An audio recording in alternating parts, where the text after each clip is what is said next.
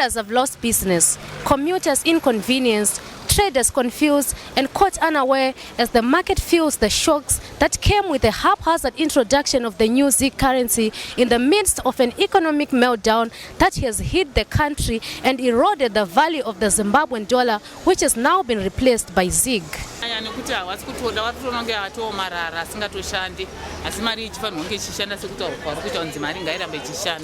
Kutenga nikukwira makombi tachikwira $50 kana kuti 50 cents kurati apa 50 cents takwira dollar pe $50 takwira $2 kurati zvinenge zvodra zvikuti kostera zvakanyanya na hapana kutongoshandisa USD of which unongostori ina USD racho USD rito limited saka itori challenge yakanyanya pakuchinjwa kwetwa mabhondi achiya kumazigi sekuona kwangu ndinoona kunge pama-challenges aripo I think pamari nyowani vakati wasati vakuinzwisa kuti change ichifamba sei. Ipa pane dambudziko hombe chairo because mabhondi ndekungonzi panzi pari kuya maziga mabhondi acho akutonetsa kuti uende kumba chaiko pecoin pinipo kwangu ndiko 50 cents banda akutobhadhira $1 kuenda nekudzoka saka ndofanira kutotsvaga mumwe munhu ndototi ndomuti handekumba ndobhadhira $1 toenda tese pakuseni futi ndafanira unomutamira kuti ndidzoke naye futi hai papo taparara handikunyeberi change haichichawanika mukombi ndakukwira ndakutsvaga munhu kubatana naye kuenda kumba izvo zvikuenda nditenga dzinga apa ndichakwanisa kutenga 1 ndakutenga 2 ndikapinda mushopu mumatakishopu handichakwanisa kutenga chinhu 1 ndakutenga zvinhu 2 noda kuti change haichawanika zvinhu zvangofamba zviri 2 tonge matablets isusu kutochema nenyaya yekutoti mari haisitowanika ende data chikumbiro chedu chachicho kutoti mari yanga yatokasira kutobuda maziga acho wayo tikwanise kushandisa zvatese mashandiro ataingoita bosi hana problem nazvo zvokuzoti machatinongoda isusu ichange pamari dzedu saka challenge yatotosangana nayo ndeyekuti isusu teida kutenga zvimwe zvinhu zveida like sefodya umwe anenge ada kutenga kana chinhu che25 cents che10 cents uchiita kushandisa dhora rese kuti utenge chi ukaenda uda fodya wakutotenga nemaswiti anguva usingade wewe saka isi kutofara kuti ZiG iroro ngadera tokasira kutouya ipapo ndo patakarasikirwa nezvinhu zvese papakangonzwa kuti ZiG chete vabva vatoti bhondi noti hatida kana kuriona handizive kuti chivakarirambirei chikonzero chavakarirambira izvozvo vari kuti paita 50 cents pakuita $1 asi mukakwira muri 2 inoita $1 muri 2 inonzi yakunzi $1 muri 2 kana kuti $1 saka hachachazonzwisa kuti pari kufamba sei bhondi haichashandi haichakwanisa kurishandisa chero mukombi chero kupupi kana matm chaimo ndaifunga kana matm kana mafood hold kana maok richange richita sei richishandawo but mese maita sei ravharwa mashopu atakutokwanisa kutenga isusu nema-US acho ndo mashopu matakishop because matm kana matm ukatenga chinhu che35 cents vanokunzwa pa65 cents tokupa chii kana usingani vakatokupawo kana matishu matambudziko atonyanyosangana nawo ndekutenga zvinhu zvidiki zvakafanana nemechisi tunhu twese tunoita ma50 cents tune change paDollar tunetsa kutenga saka ndachikumbira dai zvazvichibvira mari iyi yambomira kunzi yabuda mufezi yangoburitswa mbijana vanhu vachikwanisa kuita matransaction echange ekutenga zvinhu zvidiki iko zvinezvi manje dambudziko redu riri kunyanya kuya pakunotenga zvinhu zvidiki apa tikatarisa ini kunaona unotengesa kana madrinks unenge waenda uchiuya unotenga wadringi rako iwewe handiti apa uri ungoda dringi re50 cents uchitarisirwa kuti uchapiwa 50 cents but dringi riya wakutotsvaga chimwe chinhu futi chausiri kuda otherwise pamwe chinhu chacho hachipo mari yacho uchazoisiya futi ipapo uchazopedzera watoikanganwa ndakasiya 50 cents yangu apa mangwana ndo zvimwe zvacho zvokuti mopedzera maakumutsa hondo ne50 cents kuti wakazosara ne50 cents yangu paya saka ndo mamwe matambudziko atiri kusangana nawo iwawo nenyaya yekuti hatina change saka chinhu chese chongoita $1 sekuuya kwandaita ine kwandogara kuwaterfalls pane vamwe kuti unotozoona hondo yakutomuka pana conductor nepassenger nenyaya yekuti change yangu saka pa change bye haichabuda nenyaya yekuti yautongoti aiwa mota iri kuita dollar saka chero utongobva pana fourth apo kuya pa market square apo takutongobhadhara dollar kana kuya pa Copacabana apo takutongobhadhara dollar saka ndo matambudziko atiri kunyanya kusangana nawo iwa i0 point inonzi 0 point moiziva kugara pasi hapana kana chiri kufamba ndimona ana mano ava vaifamba nematray yezvinezvi kufamba akaba i-airtime chete haasisina tray because maswits haasi kutengeseka. Mabhondi hatichatombotambire because mabhondi izvezvi tikatambira hatisi kuzeti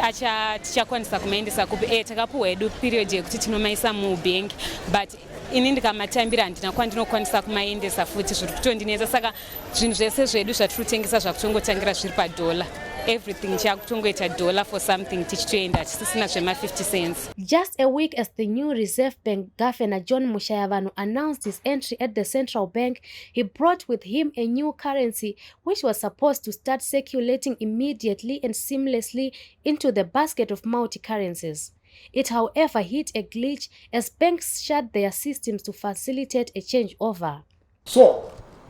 with effect from today, the 5th of April 2024, banks shall convert the current Zimbabwe dollar balances into the new currency, which shall be called the Zimbabwe gold. Z, capital Z, small I, capital G, ZiG in short, to foster simplicity, certainty, predictability in our financial affairs. The new currency will co-circulate with other foreign currencies in the country. Government has urged its citizens to have confidence in the currency, which according to the central bank is backed by gold and foreign currency. The streets, however, are skeptical and eagerly waiting to see what the ZiG will offer them. Having been banned by bond notes, the RTGS dollar, among other currency interventions by government, the hesitation remains understandable. Isusu nyika yedu isusu isusu tatojaira zvokuti zvikazochinja zvezvachinja hazvo but isusu confidence tinotongori nazo pakuti kana yazonzi achashandiwo futi vanongobvisa wesa imwe futi titori neconfidence nezvacho zvavakatoita totofana zvavakatoita izvo kana vaona kuti haisi kubuda voisa futi chi vogadzira imwe futi tongotambira futi zvavo zvakadaro. Pari zvino kuti uti une confidence kana kuti hauna zvinotinetsei pakuti dai yambouya yatanga yatenderera ndopenozoti imari iri kufamba but kuti titi izvozvi confidence ndinayo kana kuti handina papapa zvinoda kuti mboti itange yauya ikatanga kusekuleta chete toona kuti zvakamira sei. Apa tine happiness pakuti mari yedu ka senge isipeshele mazig aya anzi mazim gold pakuti asati abata asi mufoni mangu akanyora mufoni mangu atoomweni akutozi mazig araticheze akatobviswa maamazig asi ndiri kufarira hangu chinhu wani kuti dai vangoti kasikepa ma21 days dziyanze mazuva asara aka vatapudza mamwe acho hafu vangoisa mamwe vangoti havo pa3 days dzikuteredza zim gold ringe rauta sei raakushanda zvaro zig ndaruya vedu vezig ndarichiuya takarimirira izvo zvasi kuti aratichingoti pamwe manheru vakangoti raakushanda ndifumewo ndinaro makuseni. It's obvious kuti tane makore mazhinji tine confidence pamari even bond parakauya rakatiita zvinhu easy was madezi ebond aya change yanga yakunetsa vanhu vaitourayana namune wamwe mwana wakatofirawo kune kuda kwa50 cents because yanga isingawanikwa wabatanidzwa saka pamari pane kakutinetsei but mari kavapo nechange zviri right yacho is 50-50 togona confidence inenge iripo asi pane paine kadhauti futi nenyaya yekuti takambota tane manguva yakareba tichizviona. In the long run, in the short run inoshanda but in the long run tichangodzokera pasame situation pane yatanga tinayo yatanga tasvika nayo nemabhondi. Vakuru vanoshanda kuzvemari nyaya ndiri kunyanya kukumbira kwakure zvemari tachikumbira kuti varege kupa due date rekuti mari iyi haichashandi kusvika musi wakati ngavatipe period yekuti mari iyoyo irambe iri mucirculation vanhu vachikwanisa kuchinja mari vachikwanisa kutengesa zvavanga vachiita mari iyoyo izongopedzera yadi yapera kwasara riri zigi chete. Ngavangoita zvokuti kana vachiburitsa mari ngavarege kutanga kutaura kuti mari iri kuya musi wakati ngavaburitse mari yopinda mucirculation vozanga kubvisa mari yavada kubvisa mucirculation iyi irimo ichishanda yakushanda yese ka1 yokuti vandanga vataura kuti mari tokupai musi wakati inenge iripo inenge yakutanga kutira se kurambwa yakutanzi mari haichaita se haichashanda vanhu vanenge vasasaidi sati tisina zvatikwanisa kuita izvo tiri kungochema tiri kuona nhamo makombi mari anenge wakabhajetera pakushandisa yakutori over kudarika zvavanga wakafunga. Vanoona nezvemari maonero angu chaivo ndeyekuti vakakurumidza kuanaunza mari yavo isati yapinda mumaketi. Chavaifanirwa kuita ndechekuti mari yaifanirwa kuti ichaanaunzwa mari yakuita sei yakutotenderera mumaketi nenyaya yekuti pavakaita ivoka vanhu takabva tatongotanga kuramba mabhondi aya nenyaya yekuti takambosangana nazvo mari dzedu dzikazofriza kuma 2007 2008 handiti saka now izvezvi manjika saka vanhu tatati chenjerei ndobva takurumidza kuchita sei kuchiramba mari dzacho nekuti ndindogona kuzosara nayo. Saka handiri kuona kuti kune vezvemari ava vavakakurumidza zvisingaiti vanofanirwa kutombopagadzirisa ivo pavo nekuti iko zvinezvi hapana munhu ari kukwanisa kuaccepta mabhondi. Alright, pavakataura nyaya yekuti vakuunza mazig it was better kuti dai vakabvawo nti pavari kutaura zvemazig izvozvo vakaunza something chinoya kubatsira kuti tiwane change yemadhola because izvezvi tiri kutonetseka kuti madhola chairo chairo asisina change.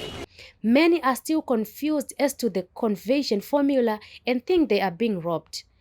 The few who had RTGS dollar in their accounts before banks and EcoCash shut the system say the new balances are pure robbery. Worse for those who earn in the local currency, they are still unsure over what they will receive as salaries by the end of the month. Inini ipapo ndoti ipapo ndakabirwa like zvamuri kuona izvi yave 74,000 now ndane 4,000 muaccount. Aiwa aikoneti pamaziga aiwa makati kacha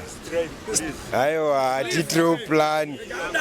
because data ramakatipa 600 MBs arikwanisa kana kudownloada kana katuni zvaro remwana ndisati daro ipapo ichindiregererai nekuti zvingatipe kutsamwa kuti nditanga kutopopota nekutukana mwana vakazhinji kwazvo pandakamira panapa dai mangoti ndichigumira hangu mashoko angu panapa mazongoita kuti ateererwo nevakawanda vechidiki vana vakambirira mazigi tati mazigi ndachiuya veduwe mazuva mamwe 10 ayo akamirirwa onzi mazigi atimire 10 days vamwe teta kutofa nenzara. Kuinzwisisa kunonetsa kana chinhu usati wachibata mumaoko chinonetsa kuti ugochinzwisisa asi unonzwisisa chinhu chawabata mumaoko. Hatisati tanzwisisa takangogara ndingoona foni yakati zigi iyo mazero handisati ndaziva kana chimwe chete ndicho handisati ndaziva. Alright. Takatarisa maziga aya ndikuona kuti maziga auya kubatsira dollarization but manje chiri kuitika ndechekuti that's the same situation yakambenge iripo pakaunzwa mabond notes. Mabond akauya achida kubatsira futi dollarization but zvakazongodzoka futi zvichingounza inflation but at the moment paanointroducwa maziga achabatsira dollarization but in the long run achangodzoka futi pakuunza inflation. Economists have criticized the central bank for the botched currency introduction, which has left the market in a state of comatose. Former Finance Minister Tendai Biti dismissed the new currency as a work of fiction, even as the central bank is adamant the currency will work. I told you that I've got 100 million cash in Nostro balances, and I've got 185 million worth of gold, total 285 million. This entire market, the ZIM dollars that are circulating, are worth 80 million. I can buy the entire stock of Zimbabwe dollars, all of it, without stressing the central bank because I got more than 3 times cover. So, as I said to the bankers early this morning, if you want to dare me, if you want to bet against the dollar, it's game on.